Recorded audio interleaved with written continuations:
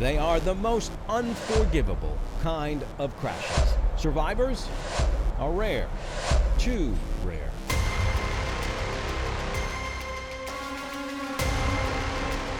We're talking about wrong-way crashes in Connecticut.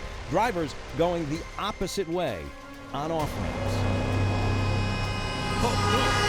And what's being done to stop them? In 2022, according to Connecticut DOT, skyrocketing numbers, one of the worst in recent years. 13 wrong-way crashes, 23 people died. What we're doing is bigger than just, we're putting some lights and, an alert system on a ramp.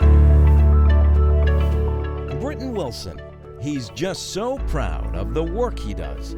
It's more than a paycheck. You'll see why. Britton's trying to stop the hurt. Last month, more wrong-way wreckage, I-95 South in Branford.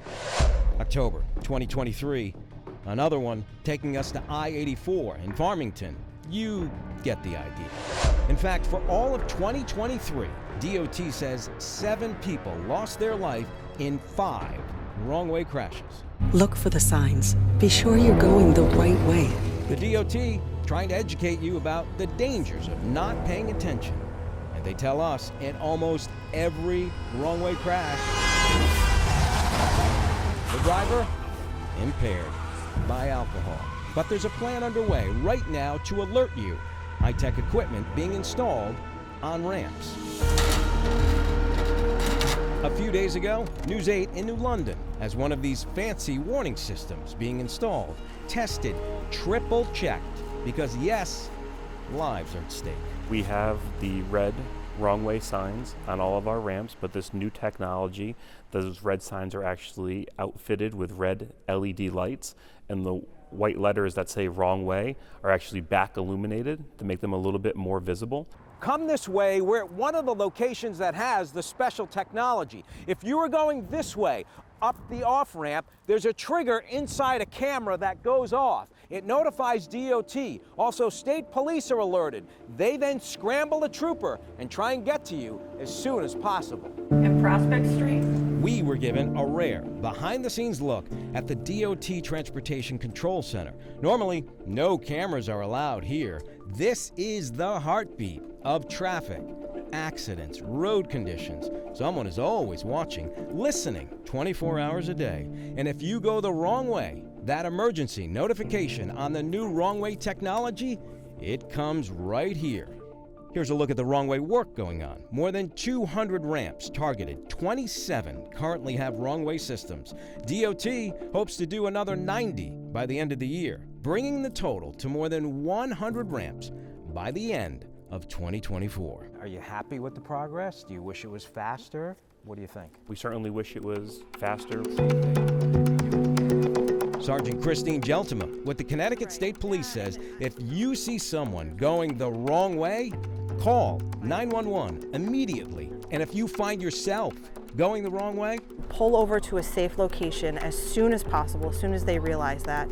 And when it's safe to do so, get their vehicle in a position where they're traveling the correct way. The Connecticut Transportation Institute, part of the UConn School of Engineering, partners with the Connecticut DOT. They analyze transportation trends, do crash evaluations, and test new advancements on how to save drivers. Wrong-way accidents, it's a focus of their work. And there's this painful reality, no matter how bright the lights are, warning people, if you drink and drive. Even those drivers that see those flashing beacons or are alerted, those that are heavily intoxicated, it doesn't stop them. They keep driving. They'll drive head-on into a police cruiser with flashing lights. Check this out. Looks like a weather map, right? It's from the Transportation Institute. Data from 2015 to now. The red areas have seen the most crashes. Hartford, Waterbury, New Haven, Bridgeport. Watch this compelling video. Perhaps someone being saved right before your eyes. The driver sees the warnings. The system, it works. Turns around in time. Back on the highway in New London, this is where Britton is working on the wrong way warning systems. He's an electrician, wiring what he hopes is saving a life. We were 11 months apart, so we were always super close. You know, we did everything together. We went to school together. We played sports together. Britton's on the left, his brother Terrell on the right. Later in life, Terrell went into local politics.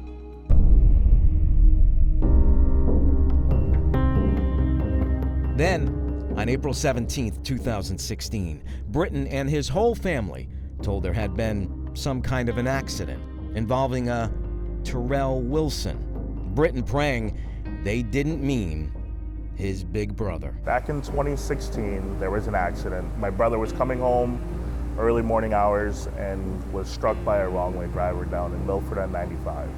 He didn't die immediately. He actually died about a month later in the hospital from his injuries. Do you talk to him when you're out on the job by yourself, in your private moments, just working? Do you kind of, maybe in your own mind? I have a quick prayer. I talk to my brother, I talk to God, and I make sure that they understand what we're about to do. Now you know why this work is so personal, so much a part of Britton's soul. Every time a new system goes up, there's a phone call, a ritual, without fail, between a son and his mom.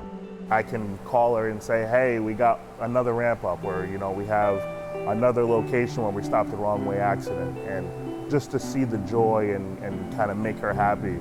If you could talk to Terrell right now, what would you want to say to him? I would honestly just, give him a hug, and, everything I do is to essentially make him proud of what his little brother has become.